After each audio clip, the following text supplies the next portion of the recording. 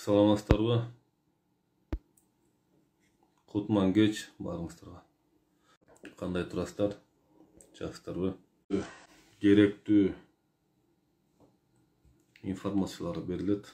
Сабак бүгүн басуу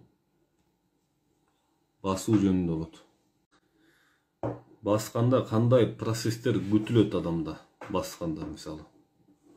Азыр биздин коомдо басуу модага айланып кетти. Басканда эмне болот? Мисалы. Мен сиздерге азыр ушуну кыскача жалпак тилде түшүндүрүп берүүгө аракет кылам. Адамда учурчак деп коет. Учурчак. Же кундалини деп коет.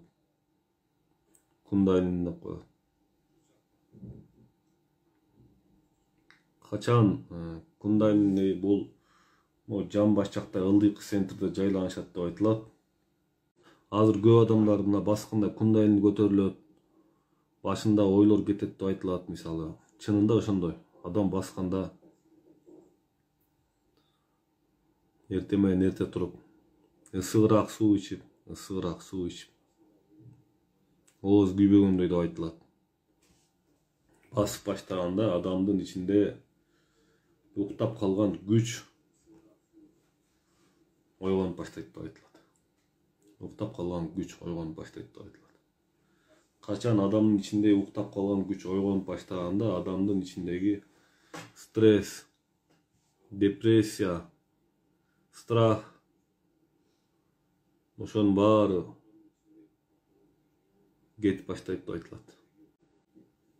Басып баштаганда өтө чоң адамда өзгөрүү болот. Өзгөчө могу биздин эфирдин катышуучулары 60-70% апалар. 45-50дөн өйдө 60-70%. Ошон үчүн эртең менен эрте туруп басыш керек. Басканда жаман көрүү, жек көрүүнүн баары жоголуп баштайт. Эртең менен тургула жөн эле ойлонбой эле тупой эле басып баштагыла. Түшүнүктүрбү? Жөн эле баса бергиле. Бат-баттан басасыңар. Жакында ушул 4-5 күнүн ичинде басуу боюнча сабак өткөрөбүз. Бир эле күндүк сабак болот. Бир күндүк сабак. Ошол жакка катышыңыздар, катталыңыздар. Басуунун секреттери. Ушул басуунун секрети берилет ошол жерде. Түшүнүңүздөрбү? Басуунун секрети берилет. Анан жөн эле басып жүргөндө эле бул чоң ишти алып келет адамга, чоң өзгөрүүлөрдү алып келет. Анан экинчи жагынан карап көрөлүк. Кантип эле басып берсе адамдын тагдыры өзгөрүлүп кетсин деген суроо болушу мүмкүн мисалы. Үчүнчү жактан суроо болушу мүмкүн. Бул Кудайдан болушу мүмкүн деген суроо болушу мүмкүн. Бир тараптуу бул жакта бир тараптуу сөздөр бар. Азыр баягы кундалини көтөрөбүз деп кундалини деп коет, адам ичиндеги учурчакты деп койсок мындайча айтканда. Учурчакты ойготобуз деп жасалма жолдор менен айнеке туруп,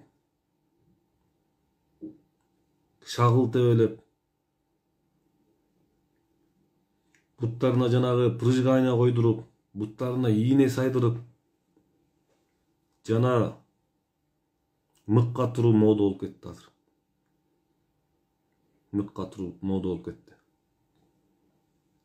Эми карап туруңуздар. Адам басканда биринчи жагын алалык, анан экинчи жагын алалык. Ар бир нерсенин өзүнүн минус плюсу бар да. Эгер жөнөкөй эле адам баса берсе, күндө эртең менен туруп баса эле бергиле. Өзгөчө апалар могу, айылда жашаган апалар. Жан дүйнөсү таза, төрөп эле эч нерсе менен иш жок жүргөн апалар басканда бат эле айып кетесиңер. Басканда бат эле айып кетесиңер. Эртең менен болобу, кечинде болобу баса бересиңер.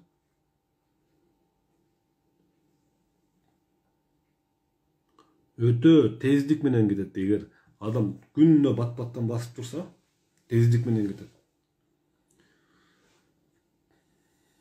Процесс тездик менен кетет. Ошон үчүн басканда адамдын могу жер менен болгон байланыш күчөйт. Жер менен болгон байланыш күчөйт.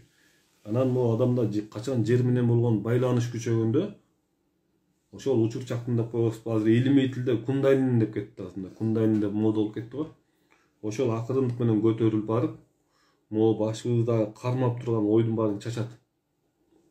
Түшүндүңүзбү? Башыбыздагы ойдун баарын чачат. Анан кан басымы жогорулар аз-аздан басса болот. Анан сөпүстүрдү айтып коеюн, врачыңыздар менен кеңешип алгыла. Врачыңар менен кеңешип алгыла.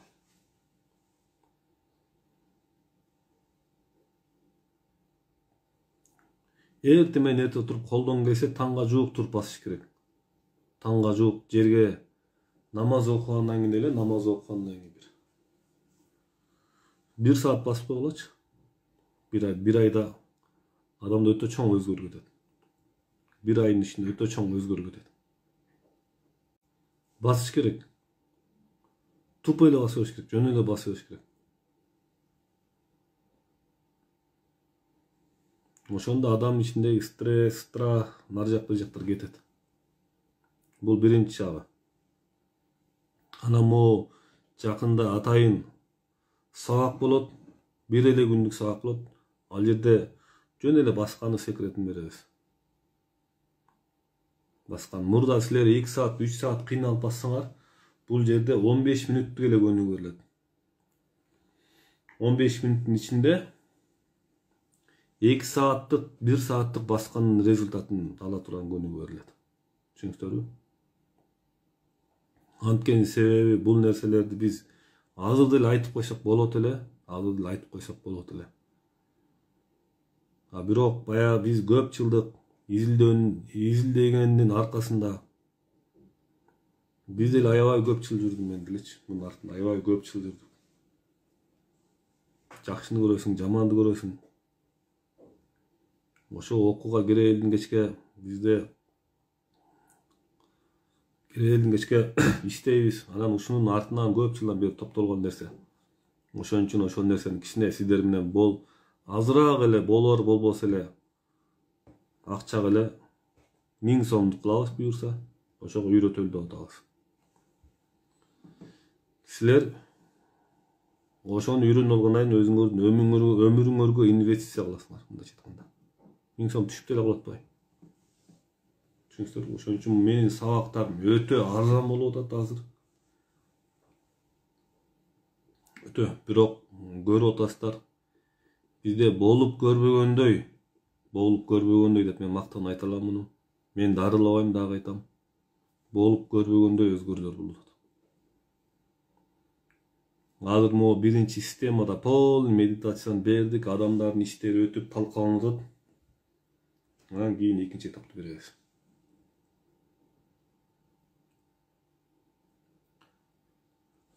Ошон үчүн бул баскан өтө чоң нерсе.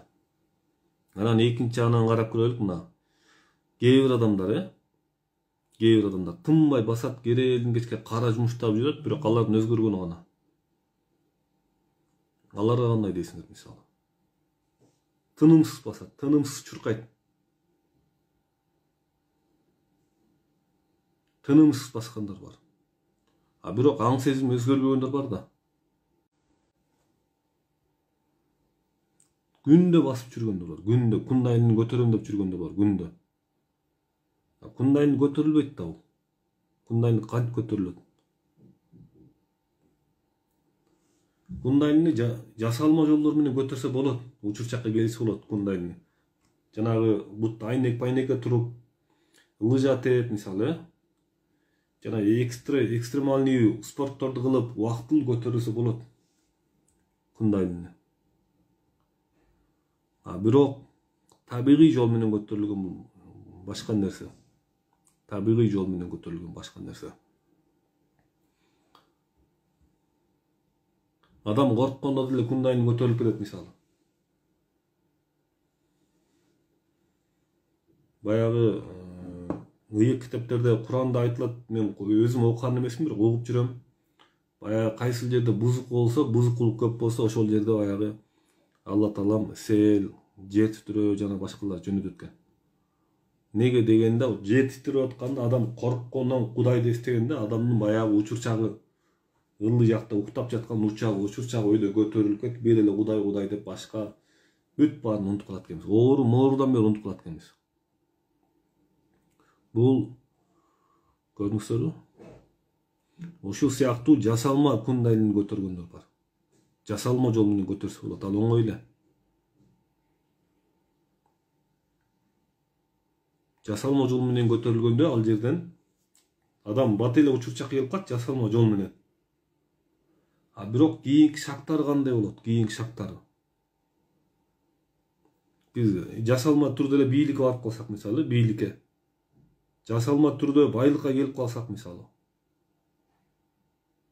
Бирөөлөрдүн жардамы аркылуу. Биздин аң сезимибиз даяр болсо, ошол жерден бийлик менен да, байлык менен да биз талкаланабыз. Эгер аң сезимибиз даяр болбосо. Ошон үчүн могу биз берип аткан системалар табигый түрдө кундайлини көтөрүлүү, табигый түрдө. Качан адамда табигый түрдө кундайлини көтөрүлгөндө, адамдар оорулардан айыгып баштайт. Табигый түрдө көтөрүлгөндө.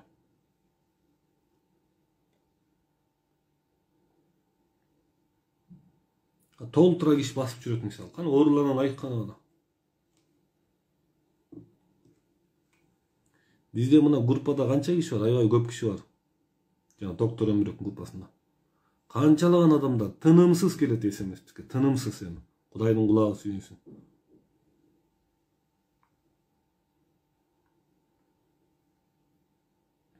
Биздин телефонго деле тынымсыз келет. Баягы группага жазгандан уялгандар бар да. Ошондо табигый жол менен көтөрүлгөн нерсе, табигый жол менен көтөрүлгөндө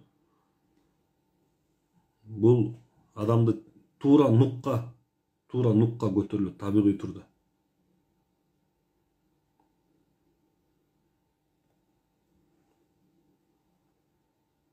Ошон үчүн бул жерде баягы айнекке туруп койсо эле, бир тикенек, микенекке туруп койсо эле кундайлин көтөрүп коюш оңой эле. Илгери жанагы кылмыш кылгандарды жана балак менен тентек кылгандарды балак деп коет го, жана таяк менен тоңкойто алып туруп көчүктөн салышчу.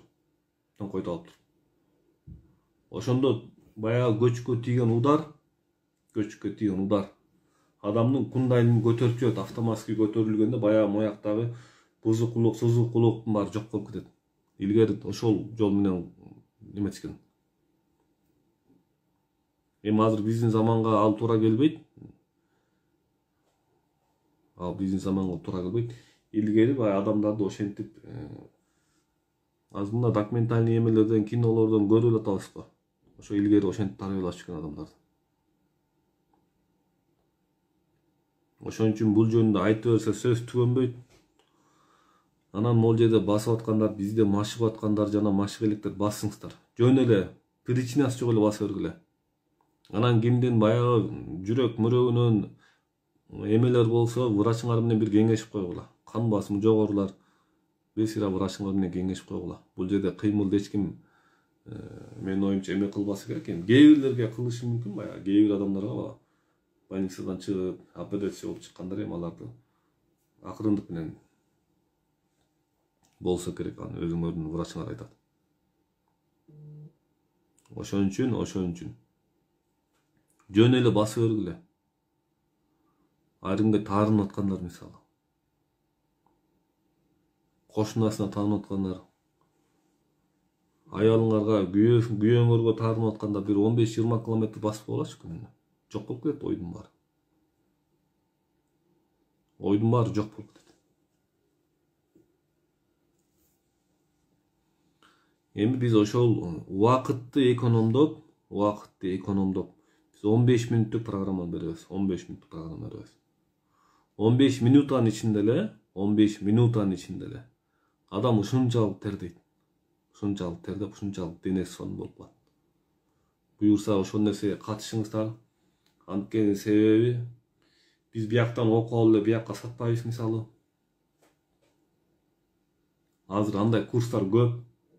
200 миң, 300 миң сомго бияктан окуп келип туруп мындай деген нерсе жок. Могул нерсенин баары мен өзүбүздүн башыбыздан, денебизден өткөрүп туруп берип атабыз.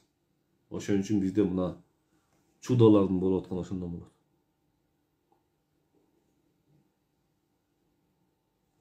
Ошон үчүн бизде аябай чоң өзгөрүүлөр ошондон болуп атат.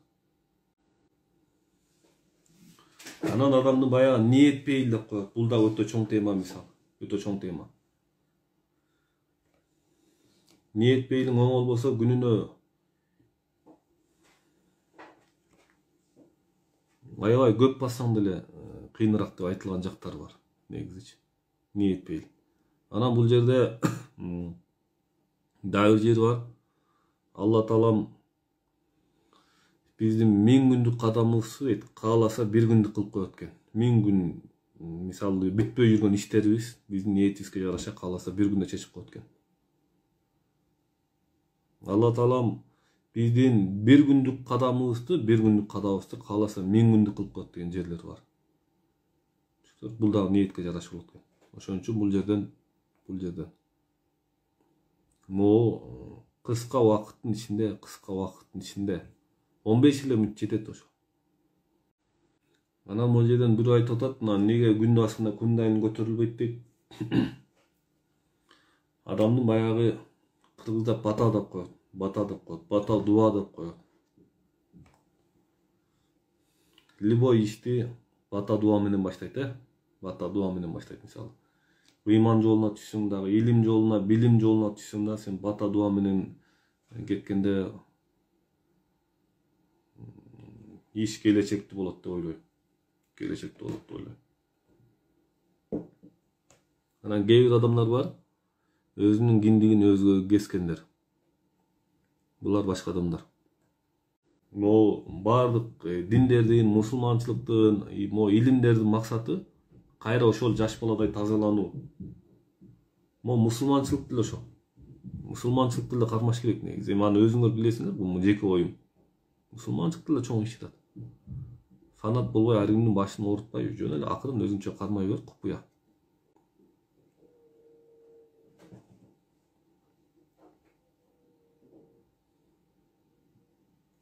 Ошол бул эми айта берсе өтө чоң тема. Bir күнү бул боюнча бир түз эфирге чыгып туруп эле бир сөз болот го, ошондо айтып берем. Азыр эмне сабакты айтышты өзүм эметкен деле жокмун.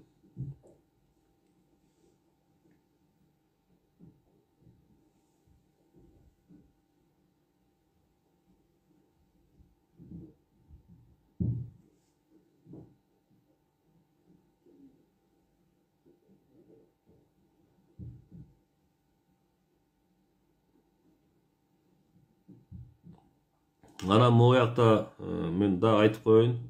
Могу жакта көпчүлүгү медитация боюнча аябай көп эмелер болуп атат, суроолор болуп атат. Медитация кылганда да кундайнин көтөрүлөт, адамдын учурчак көтөрүлөт. Адам учурчакка келип баштайт. Эми кыргызча эле сүйлөшөлүчү мындай, кыргызча эле сүйлөшөлү.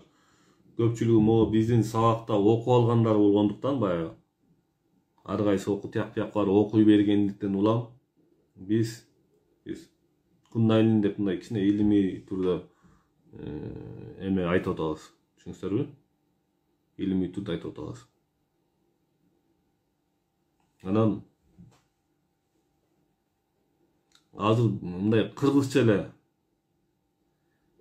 жалпак тилде сүйлөшөлү. Жалпак тилде.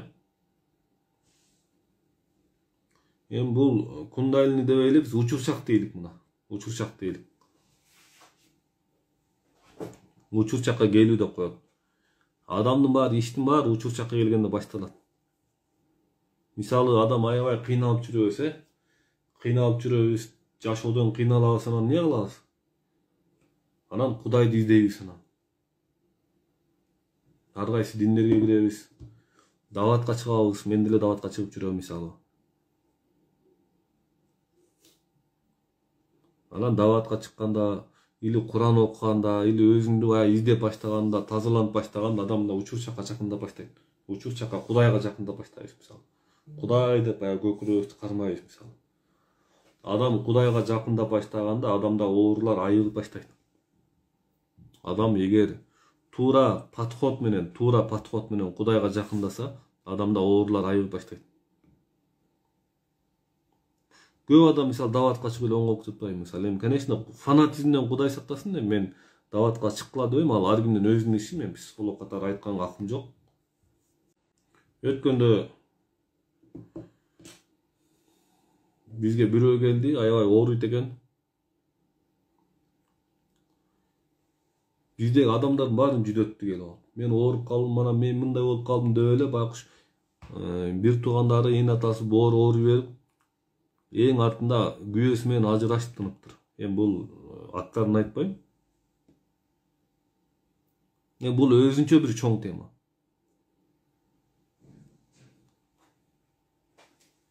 Өзүнчө бул чоң тема.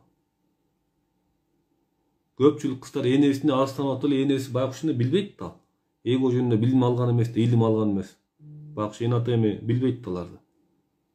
Анан кызына болушуп атып эле, анан кыздын тагдырын талкалап баштайт. Энеге жакын кыз бактысыз болуп калат негизи, ушундай деп айтылат. Энеге жакын кыз бактысыз болуп калат. Турмуштан карап көргүлө. Ким энесине жакын болсун, ошол эмерек болуп калат кичине. Эне байкуш эмне кылат билбейт да. Баланча минтип койду, күйөө минтип койду десе эле байкуш баягы эгосу боор ооруган эго бар. Ошол кызына боор ооруйм деп кыздын ичиндеги эгону чоңойтуп өт, нафсин чоңойтуп өт. Нафс чоңойгондон эмне болот?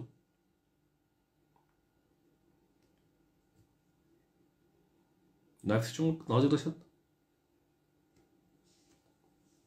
Ошон үчүн күндө эртең менен баса бергиле, күндө эртең менен жөн эле баса бергиле, ойлонбой эле баса бергиле. Ошондо адамда чоң өзгөрүүлөр башталат. Чуркаган жакшыбы деп басканбы дейт. Жок, жеметиңиз, басыңыз. Чуркасаңыз 10 күндө тажайсыз. Чуркасаңыз 1 айда тажайсыз, ашып кетсе 1 ай чуркайсыз. А бассаңыз күндө басып бересиз.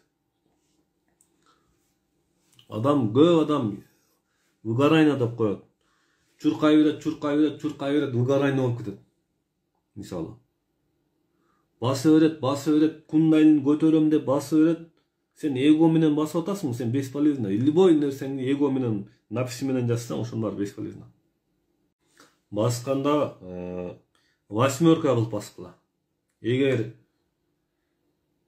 эчке чыга албасаңар, мындай квадрат, биягы 2 квадрат, биягы 2 квадрат болсо болот. Жөн эле 8 анда чуркагыланда, жеңилирээк чуркагыла 8. Эгер сен тегерек айлансаң, башың айланып калат. Неге дегенде адам тегерек айланганда адам ашып кетсе бир 10-15 круг айланганда эле башы тегерелип калат. А мо 8 баскандын себеби мо 8 саны чексиздик деп коет. 8 саны чексиздик деп айтылат бул. Адам 8 басканда 8 саны мындай кылып туруп чуркаганда адам 1 саат 2 саат эле кыйналбайт. Неге дегенде бул жерде баланс сакталат. Мо адамдын оң шар, кол шар деп коет. Эгер бир эле багытта тегерене берсең, бат эле башың айланып калат. Качан сен 8 басканда бул жерде баланс сакталат, адамдын башы айланбайт. Түшүнүңүздөрбү? Ошон үчүн эртең менен эрте туруп, бир ысыгыраак суу ичкиле. Кээ бир учурда муздак суу ичип кое бергиле. Фанат боло бербеш керек. Кээ бир учурда муздак суу ичкиси келип калат адамдын. Ошондо муздак суу ичип кое бергиле. Бул деле чоң дары. Муздак суу деле адамдын немесин ойготот му?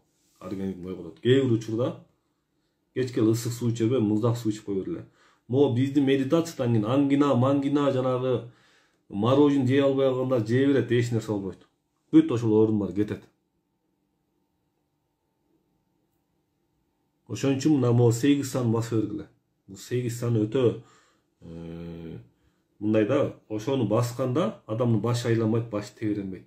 Жөн эле эртең менен туруп бир 15 мүнөт 8 санын чуркап койгула.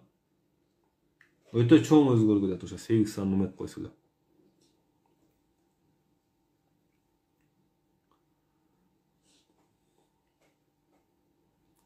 Басым кандайдыр сыр бар дейт. Адам бат эле баягы стресс, депрессиядан оңой эле кутулуп койсо болот. Мен ушул сөздү дайыма айтып келем. Адамды стресс, депрессия, жанагы азап, кайгыдан оңой эле кутулдуруп койсо болот. Бирок дегенде ал өзү ошол нерсе. Могу биз берип аткан система өзү ошол. Өзүнүн ичиндеги чирик миликтин баарын өзүң жеш керек. Өзүнүн ичиндеги чирик миликтин баарын өзүң жеш керек. Ошон үчүн жазып аткан адам баягы ушундай кыйналат, иштери өтөт. Мына могу биздин группадагы эмелерди карасаңар, эне тазаланып баштаганда балдарына иштер өтүп баштайт. Таң калыштуу, көрдүңөрбү? Эне тазаланып баштады, балдардын денелерине жара чыгып кетет.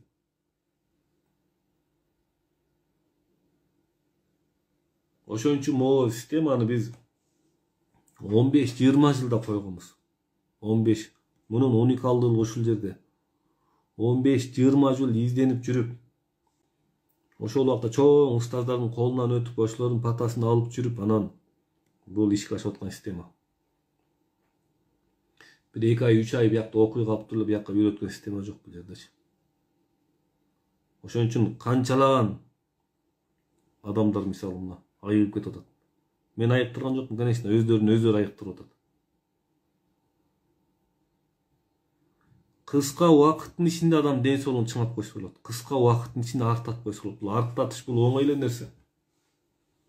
Bir айдын ичинде 15-20, 2 айдын ичинде 1,5 ай ичинде 30 килога чейин арттатып койсо болот адамды.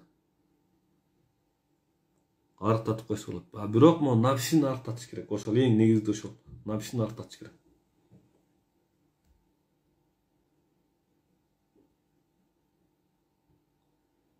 Нафсини арттатыш керек.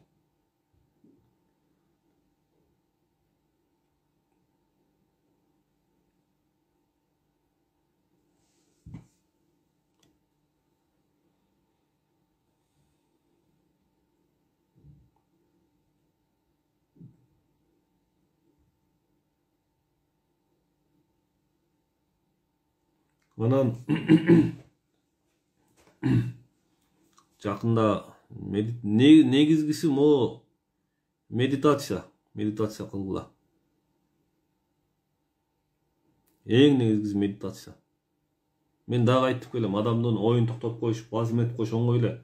Азыр ой токтотуш керек деген могу менин сабагымдан кийин мода болуп кетти азыр көп жердечи. Ойду не кыласыңар, токтотпой эле жумушуңарды кыла бергиле.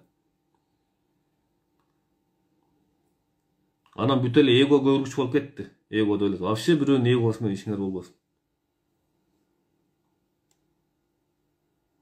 Эфирге меймандар чыга калса эле, өткөндө кондус чыга калды эле, баары эле эго көргүч болду эле, уже эгосун мындай тигиндей деп. Не кыласыңар бирөөнүн эгосун? Бирөөнүн эгосу менен ишиңер болбосун.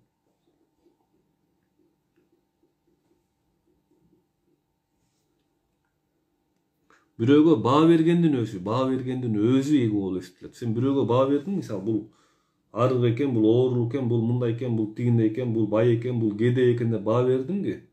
Ошол баа бергендин өзү биздин ишибизде ирик чирик болот. Адам ыйманга келгенде жаман жакшы деген түшүнүк жок болуп калат. Баары жараткан Алла таалам жараткан деп эле мындай башкача көз караш менен карап калат.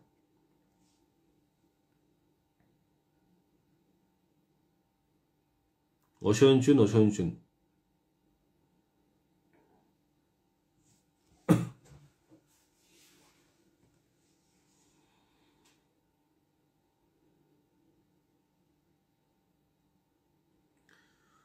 Кундалинде сатнам деп учурашуу жана башка сөздөрдүн ырлары бар экен. Бул динге баатка жок, бул жерде эч кандай дин жок мисалы.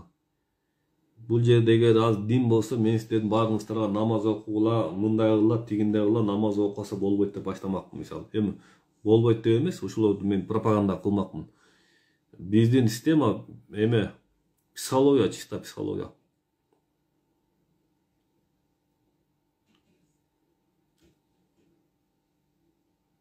Анан могул жерден басканда басуу, тамак аш, тазалык 3 нерсе, 3 мугалим бар. Ошол нерсени улуу мугалим бар адамдын ичинде. Ошол 3 нерсени да сакташ керек. Негизгиси. Сен аябай басып күндө тренировка кылып, бирок сен тамакты туура эмессең, ал да болбойт. Сен эгер күндө тренировка кылып, тамакты туура ичип, сен тазалыгың болбосо да бесполезный нерсе. Ошон үчүн 3 нерсе бириккенде адамда чудалар башталат. 3 нерсе бириккенде. Толтура каршылыктар бар, толтура каршылыктар бар.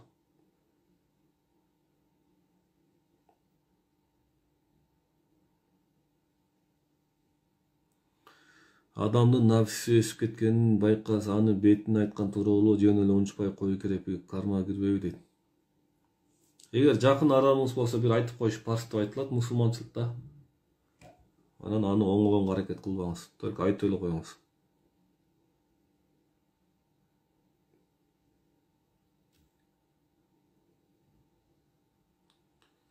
Могу биздин сабактарда мына тынымсыз Кудайга миң мәртебе шүгүр, баарыңарга ыраазычылык, тынымсыз ыраазычылыктар келет, тынымсыз.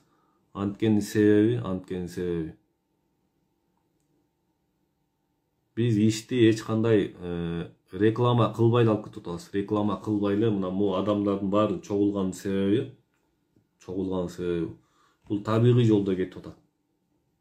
Мен жаңы ишти баштаганда биздин Айгүл менеджер давай подписчик чогултабыз, ар жак бер жакта эле уже мондай кылыбыз дегенде мен Айгүлдү урушуп отуруп, эмне шашасың?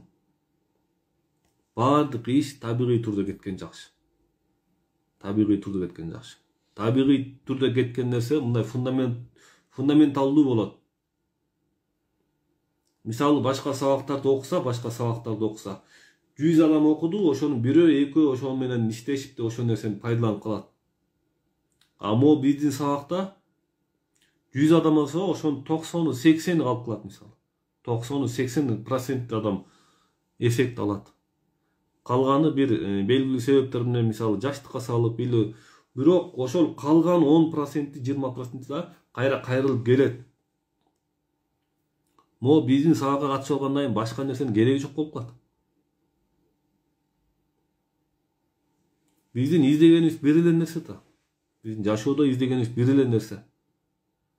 Бардык диндер мисалы, психология, бардык нерсе бир эле нерсени издейт, учурчакты издейт, болду.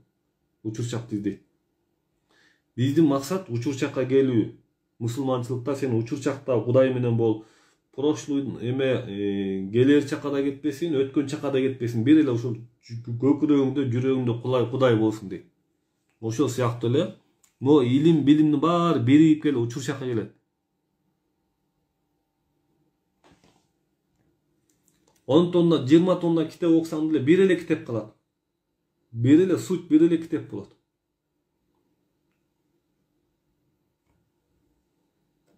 Суть бир эле нерсе болот. Мисалы мына мисал катары мына монча тамакты жеп, монча тамакты жесең, или ушунча нерсени китепте окусаң, мынча эле нерсе калат. Могу эле нерсе калат. Могу калгандар мусор, жөн эле мусор.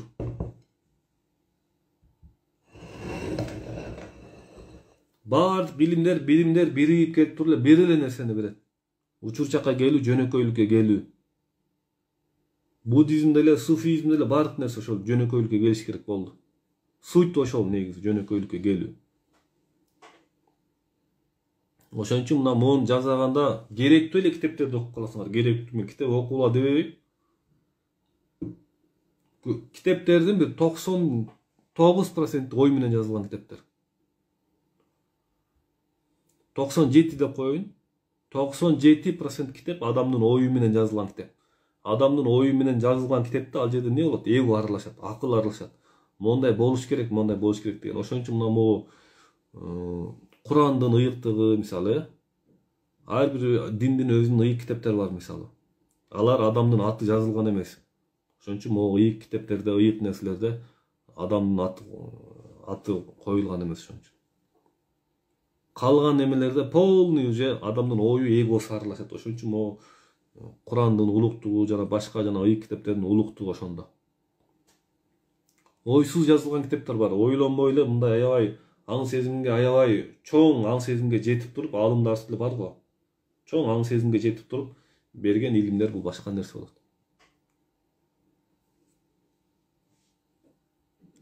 Ошон үчүн азыр мен баш аяк жок эле сүйлөп атам негизичи. Баш аяк жок эле сүйлөп атам.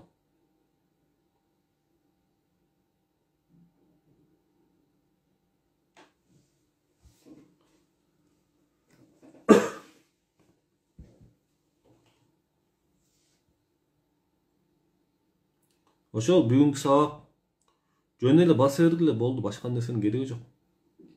Жөн эле баса бергиле. Эрте менен эрте тургула. Ойлонбой эле баса бериш керек.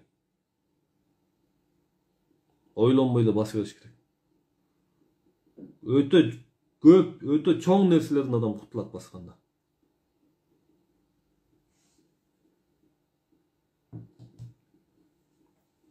Таарыныч бар кетет ал оңойло.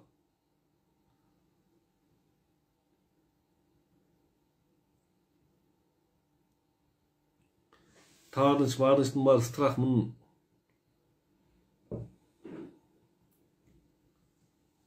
оңойло кетирип койсо болот. Бирок адам баягы ичиндеги нафсини эметиш кыйын.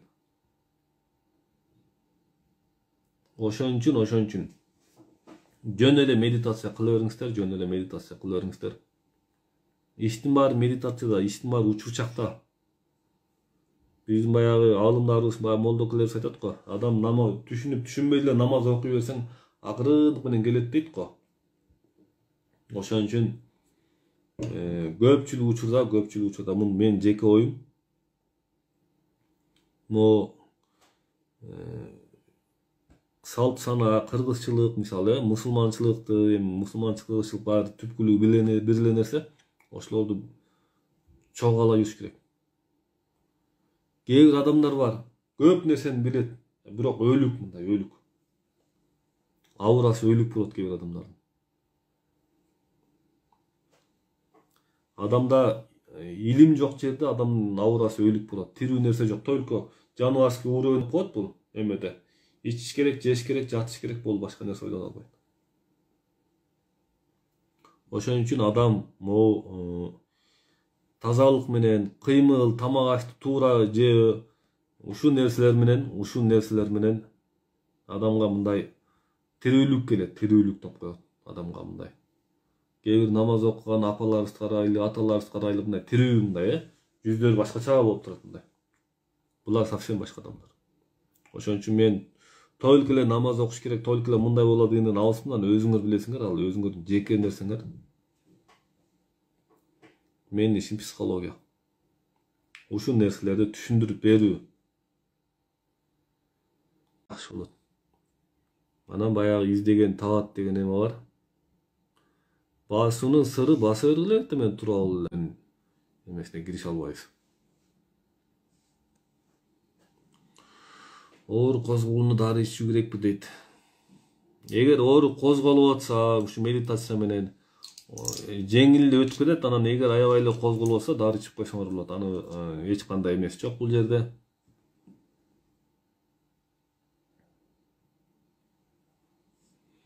Анан дагы айтам. Бул нерсе жасаганда бул жердин бул методиканын уникалдуулугу, башкалардан айырмаланып уникалдуулугу,